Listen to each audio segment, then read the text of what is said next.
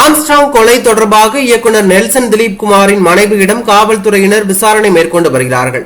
பகுஜன் சமாஜ் கட்சி மாநில தலைவர் ஆம்ஸ்ட்ராங் கடந்த 5ஆம் தேதி பெரம்பூரில் 6 பேர் கொண்ட மர்ம கும்பலால் வெட்டி படுகொலை செய்யப்பட்டார். இந்த கொலை வழக்கில் தொடர்புடைய 24 பேர் ஏற்கனவே கைது செய்யப்பட்டிருக்கிறார்கள்.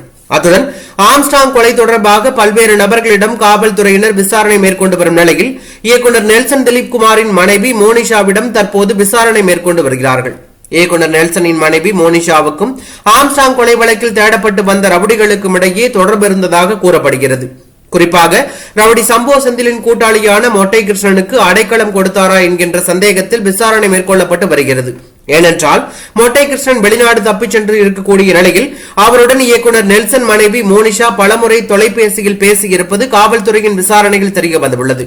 மொட்டை கிருஷ்ணனின் தொலைபேசி அழைப்புகளை ஆய்வு செய்ததில் மோனிஷா பேசியது தெரிய வந்துள்ளதை அடுத்து எதற்காக அவர் பேசினார் என்கின்ற அடிப்படையில் தற்போது போலீசார் விசாரணை மேற்கொண்டு வருகிறார்கள். பல நாட்களாக ரவுடி ராதாகிருஷ்ணன் தலைமறைவாக இருந்து வரும் நிலையில் அவருக்கு மோனிஷா அடைக்கலம் ஏதும் கொடுத்தாரா, அவர் தலைமறைவாக இருப்பதற்கு ஏதேனும் உதவி செய்தாரா என்கின்ற அடிப்படையில் விசாரணை மேற்கொண்டு வருகிறார்கள்.